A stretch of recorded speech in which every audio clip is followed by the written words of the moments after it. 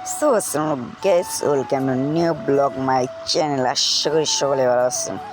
So guys, আজকে চলে যাবো ছোট্ট ঘুরতে। কোথায় যাব আপনাদের সকলে বলবো। এবং দেখতে পাচ্ছেন আস্তে আস্তে সাইকেল বাদ দিয়ে এখন গাড়িতে উঠে পড়েছি। এবং এটা হলো কোচো উপজেলার ভিতরে বড় একটি ফ্যাক্টরিটা আসলে অনেক বড়।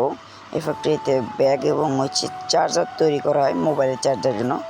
এটা কোচোবাসী সবাই জানবে, বাগেরহাট জেলার ভিতর বড় একটি ফ্যাক্টরি।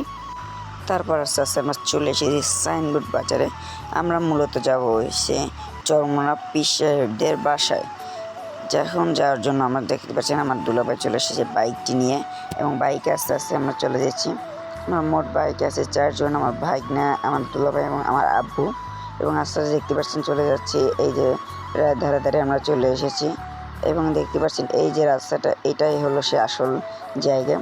এই সাইডে দেখতে পাচ্ছেন পুকুর আছে, অনেক লোকজন নামাজ পড়ার জন্য যাচ্ছে। আসলে আজকে ছিল শুক্রবার, জুমার দিন। আর এই জায়গায় নামাজ আসলে দেরিতেই শুরু হয়। আর যদি কেউ আসতে চান এই জায়গায় আসতে গেলে সর্বোচ্চ শুক্রবার আসবেন, শুক্রবার সে আসে এখানে। দেখতে পাচ্ছেন আস্তে আস্তে মসজিদের অনেক লোকজন এসে গেছে। এটা অবশ্য টিনের মসজিদ, কিন্তু পাশের বড় মসজিদ তৈরি করা হচ্ছে। নামাজ শেষে বেরিয়ে পড়েছি এবং আস্তে আস্তে আমাদের কাজগুলো শেষ হয়ে গিয়েছে, সব ভিডিও করতে পারি নাই। সবাই চ্যানেল লাইক এবং সাবস্ক্রাইব করেন প্লিজ।